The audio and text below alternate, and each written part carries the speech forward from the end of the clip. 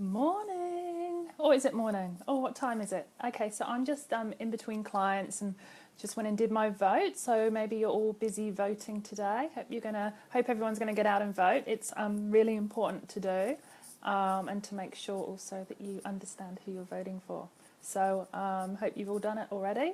Don't make my mistake. I accidentally forgot once when I was working, and I ended up getting fined quite heavily.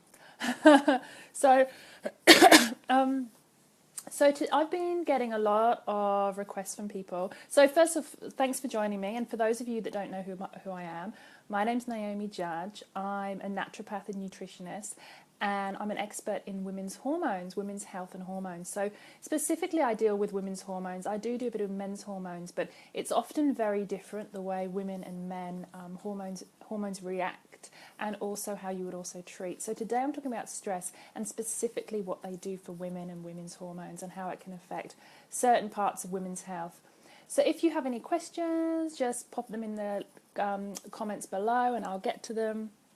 And if I don't get to them today, then I will answer them another time. So in terms of stress, so what stress is, it's a natural response that our body takes to any stress. So it can be just a simple stress like dropping something or being late, to something where your life is in danger. And what our body does, it doesn't actually really differentiate between the two. So something may happen and your body automatically will go into stress mode, and the hippocampus, then the hypothalamus and the pituitary will all activate one after the other. So it all starts in the brain, this kind of response to stress. So your body thinks that you're in danger, and what it does is it activates your adrenal glands, and they actually activate a hormone called cortisol.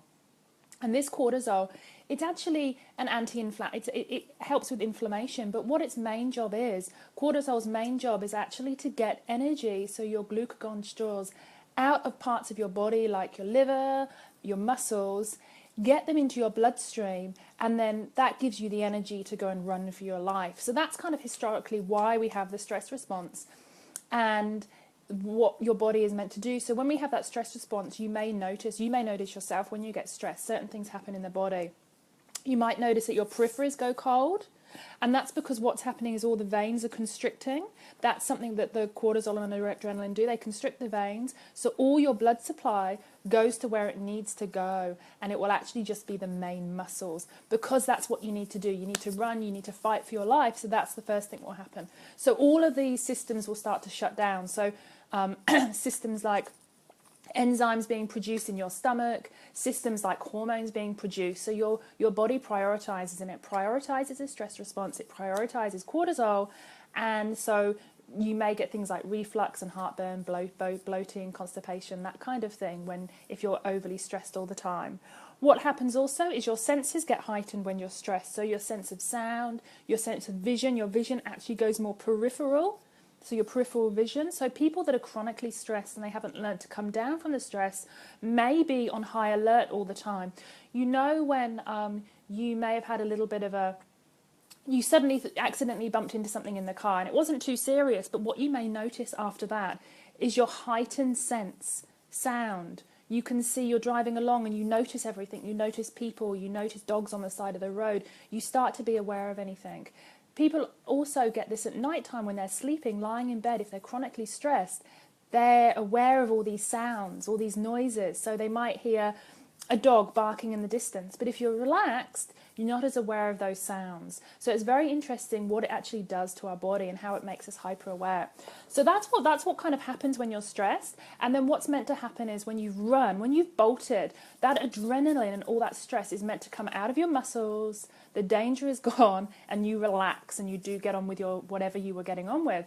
But unfortunately, in today's society, we're chronically stressed. We've got stressor after stressor after stressor. And so our body's not coming down. We're not helping our bodies to come down through techniques like meditation, relaxation, breathing, just having a cup of tea with friends, that kind of thing. So we're not allowing our bodies to come down from this stress. So we're chronically in a stress state. And so the cortisol is staying high, the adrenaline is staying high, and adrenaline can actually stay in our muscles, and that can cause kind of like a shaking and also twitching. And so in that circumstance, you really need to try and get the adrenaline out of your muscles. And, you know, things like stomping around or doing a quick burst run, that kind of thing, to get the adrenaline out. So those are the things that you can do. So in terms of stress and how it affects our hormones, the first thing stress does is it releases a cortisol, but what our body does, because it prioritizes the cortisol, it kind of drains all the other hormones. And progesterone, which is, one of the main female hormones, actually gets drained, so our progesterone goes down.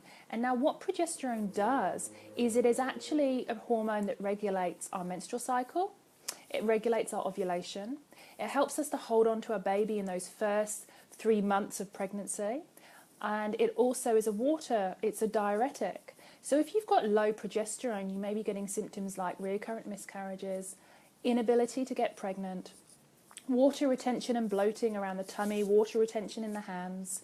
It's also a calming hormone. So low progesterone will make you feel hyper. You won't be able to sleep. You won't be able to relax. And it also encourages you to, with low progesterone, you might also get a problem with weight gain. So what cortisol does and what our body does is it drains that progesterone. So cortisol will be high, so you'll be on high alert all the time. Plus you'll have those hormonal issues, the inability to get pregnant, recurrent miscarriages. If you have had, recurrent miscarriages, then I would encourage you to look at your progesterone, because that's normally one of the hormones that's to blame when you may lose baby in those first couple of months. So I would encourage you to look at that. And stress is a big component. So what that means we need to do, we need to either bolster up our progesterone, or we need to actually help our bodies deal with the stress. So dealing with the stress is one thing, I've mentioned meditation, yin yoga, yin style activities, but to help bolster up the progesterone, two of the things that I love is B6, that helps with progesterone, but also helping the pituitary gland. So candle gazing is actually very good for the pituitary gland. It's a type of meditation where you stare at a candle, couple of feet in front of you, and you just stare at it and try not to blink, and then you blink, and that actually helps to relax the pituitary gland, and it helps then with hormonal stimulation. And at the end of the day, progesterone, the main place of production, even though it's in the ovaries, pituitary is the main place where it's produced from. So I encourage you to look at that. Another thing is weight gain. So when we're chronically stressed, we tend to put on a lot of weight, particularly around our belly, so we get a bit of belly fat. And the reason for that is because when we've got chronically high cortisol levels, our body is telling us all the time that we need to kind of like tap into our energy stores in our muscle, in our liver, in those tissues, release the glucose from those tissues, and then what that does is when we release the glucose from our tissues into our bloodstream, that then activates insulin, and insulin floods into the body, and what that does is that then actually signals our body to store fat. So if you're chronically stressed, you may find that you may find the rest of your body's okay, and you may find you're a runner and you're quite toned, but you just can't shift that body fat, and that's what's going on. The chronically high cortisol is draining the glucose from our body into our bloodstream, activating insulin. And not only is insulin putting inflammation up in our body, so we're getting that inflammation, and inflammation can cause stubborn weight gain, but it's also causing us to store fat, it's particularly in our belly area. So I definitely look at ways to help your stress levels and lower the cortisol if you suffer with belly fat. That's a big one. Another thing cortisol does, and this is another way it actually interferes with hormones, is it's a little bit of a pesky hormone blocker. It blocks hormones.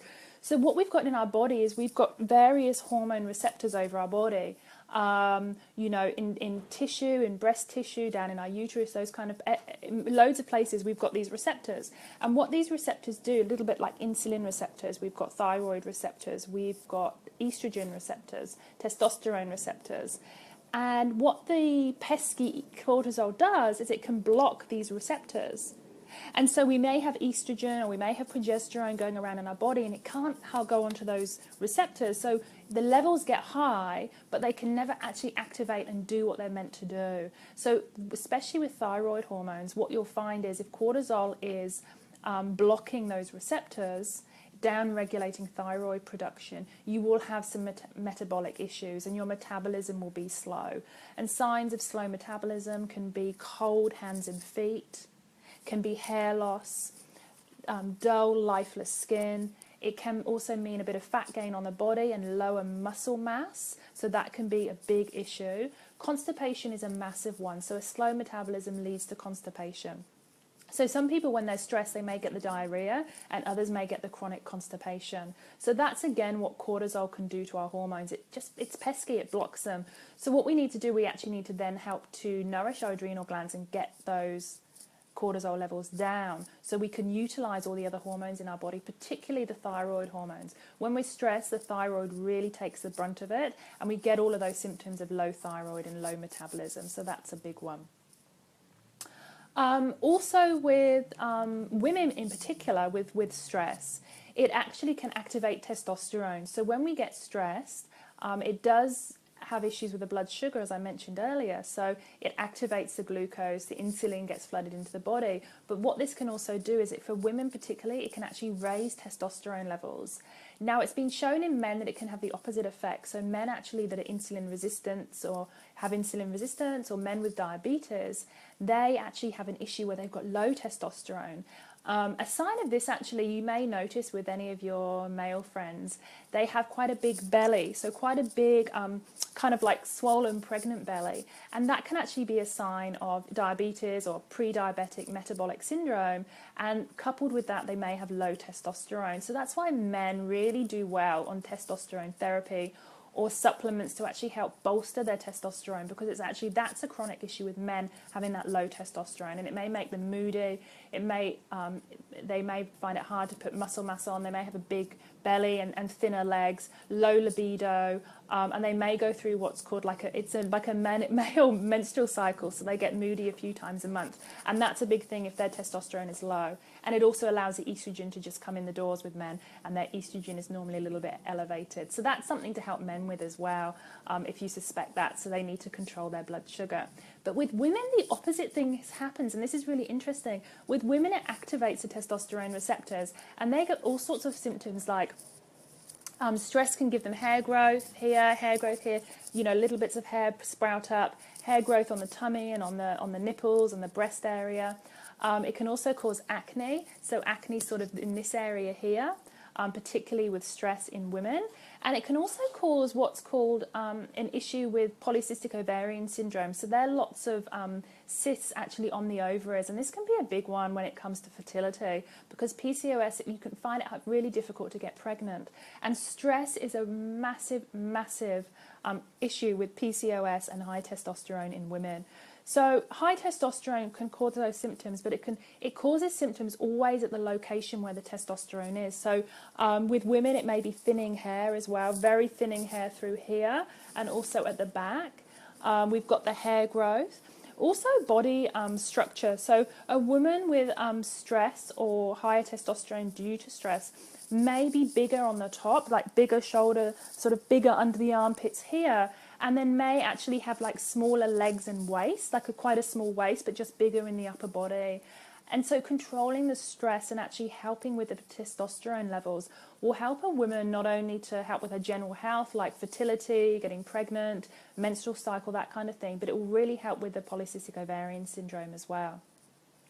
One other sign women get, so women can also get, with the higher testosterone, they can also get longer menstrual cycles. So women are meant to have that 28-day cycle, and some women go either side of that. You've got 26 days up to 30 days, and they can go either side. But if your menstrual cycle's 35 days, excess, then we're looking actually issues with testosterone, and stress can really bring this on. The higher the testosterone in your body, the longer your menstrual cycles can be. It's not always the case, but it's a big sign. So, 35 days plus if you get pain mid-cycle, so you actually get ovarian pain mid-cycle, particularly when you ovulate, that can be a sign as well of the high testosterone, which can be related to the stress.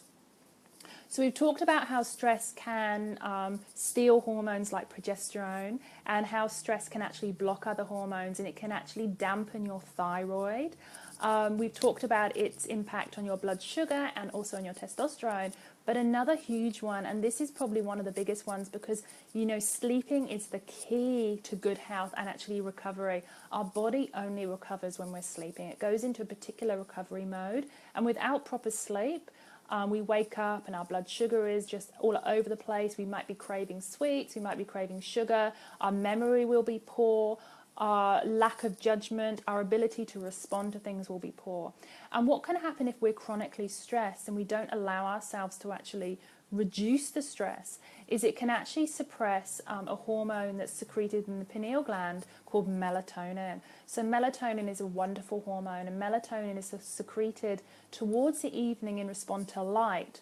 So at the moment it's coming up, it's new moon. I think new moon is in 2 days time, and so it's darker at night, so we should have like higher melatonin levels, and that's what it responds to.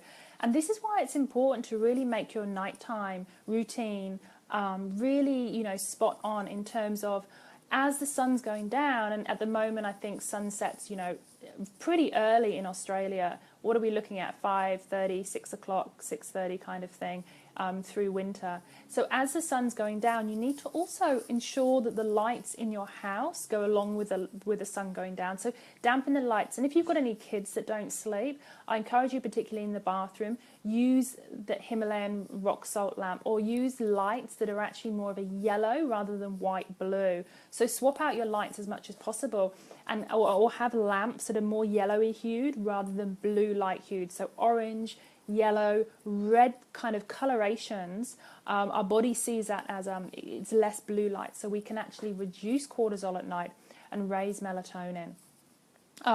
So that's what happens with the melatonin, but also it is the melatonin while we sleep that can also control fat distribution in our body. So sleeping can be one of the biggest things for weight loss. I mean, we can lose, if there's any weight issues, losing weight during the night is huge, because as your body is sleeping, not only is it recovering, our brains are recovering, our endocrine system's recovering, our muscles, our tissues, our bones are all turning over and doing what they need to do, and our liver in particular. But our body is also redistributing fat, it's using the energy, it's sorting out the glucagon stores, and it's doing what it needs to do. But if we're chronically stressed, cortisol will set in at particular times, and especially at that 3 a.m. point. So if you suddenly wake up at 3 a.m., what that often is, it's often your body producing cortisol, producing adrenaline, to in response to your body's stress or in response to blood sugar, and that actually is what signals fat store in your belly, and it wakes you up really quickly, and it's hard to get back to sleep. So I really encourage you to watch your stress levels if you're not sleeping, because sleeping is so very important. But definitely do that nighttime thing. So on your computer screens, if you use a computer screens, definitely use the Flux, the Flux app, because it doles out blue light, and that helps you to sleep. Definitely do the blue light blocker glasses, Gunners, or you can get them on eBay, or you can get them on Optimos online. So they're orange tinted lenses, and they help with light as well. Make sure you've got your room completely darked out.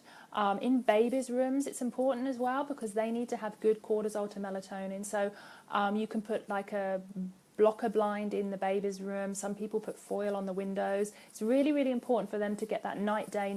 You know, back in the day there weren't all of these computer lights. I also encourage you to take as many electrical equipment and lights out of bedrooms as possible, particularly again babies. So no little red lights flickering, because even a small red light will affect cortisol and melatonin levels. So try and do that where you can, and maybe wear a mask in bed as well. So I would really advise that. And then when you're bathing your kids at night, definitely have the lights down in the bathroom. None of those, you know, fluorescent lights in the bathroom. That's basically just telling their brain, whoa, it's daytime. And the point of bath time is you want to try and start to relax them down then, and it kind of sometimes the opposite can happen. So those are the main issues we have with cortisol. You know, it has so many issues that it has in the body, so many influences it has on the hormones, and those are definitely the main ones. So in terms of the best things to do, in terms of sort of my top recommendations for stress and how to reduce stress, you know, definitely I would look at meditation. So you can use an app like Headspace or Calm or HoloSync, and you only need to start with about 5 minutes of meditation a day. Look at some nice kind of adrenal tonic with herbs like withania, romania, rhodiola. I always get that one, my tongue tied. So look at that. Look at those nice herbs. At night time, I would have a passion flower or a chamomile tea, and definitely take a little bit of magnesium. So, you know, 300 milligrams of magnesium about 2 p.m. or about, before bed, just to help you sleep, and that will help with cortisol levels. And then vitamin C. Vitamin C is so important for your cortisol levels. So I would take around, just as general rule, 2,000 milligrams of vitamin C a day is good. But if you want to do some really intense vitamin C work, I would do around 6,000 milligrams of vitamin C per day for about 2 weeks. And that's going to really help your adrenal gland, and it's going to really pump it into gear. One of the best minerals for the adrenal gland, and to really nourish it, if you want to nourish your adrenal gland, is actually salt. So I encourage you to actually have a little bit of Himalayan or Celtic sea salt in water. You can have a pinch up to about half a teaspoon a day in a bit of water, in a glass of water this big. And what the sodium does is it really helps to nourish your adrenal glands. So I would do all of those, the meditation, plus some yin style exercises like yoga, tai chi, qigong, even just walking. So you really need to bring your nervous system down and relax and nourish your adrenal glands. So those would be my top tips, definitely for the adrenals. And then also to be mindful. So when we stop and we just even mindful for just 1 minute, that really helps to regulate our adrenal glands. And then my best thing for women, my best tip for women, and this is one of the best stress relievers ever, really is one of the best stress relievers, is actually catching up with girlfriends or being around other people, particularly other women, because it really helps with your oxytocin levels. So I would encourage you to make sure you have a catch up once a week, or when you're stressed, instead of retreating, instead of putting yourself in that bubble and getting on with things, when you get stressed and you're in that bubble of actually doing stuff in the day, you're not sure where the day goes, but you're so busy, you retreat into yourself and you just get stuff done. Stop and just think about, what you're doing. And I encourage you just to call a friend, or to go and catch up with a friend, or have a cup of tea with your mum, or just be around your kids and actually just be there. Just try that, because you really need to connect, and that's going to help lower the cortisol. You may not feel like doing that, but you will feel like it afterwards. So you'll realize that's what you need. So even if you don't feel like connecting, you just want to be alone, I encourage you to actually put yourself out there and connect with others, because that's really going to help your stress levels. So I hope that that's helped a little bit. That was, just letting you know the main issues, stress and cortisol, particularly how it influences women's hormones, and just a few tips of what to do. So I'd love to hear, other things that you do to help you with stress. Any other issues you find you have with stress, whether it's issues with your hormones, or issues, with yourself, or whether it's anxiety. I would love to hear, what else is going on for you, and then I can see if there's any other ways I can help or offer you advice. So enjoy the rest of your Saturday.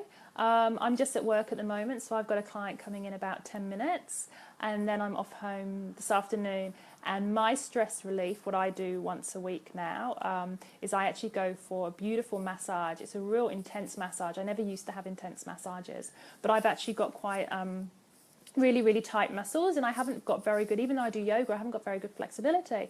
But what I found is I go for this weekly now sports massage. I mean, I'm in pain. I'm almost vomiting through the massage. It's the most intense experience I've ever had. But my flexibility, only after 3 weeks of doing this massage, my flexibility is crazy. Like, it's softening up my muscles like anything. So that's what I do once a week. And then I have a little sauna, infrared sauna afterwards, because that's great for detoxing. But yeah, that's what I'm going to be doing later on tonight, and then having a nice early night. But yeah, hope you're all well, and I'll talk to you soon. Thanks for joining me. Bye.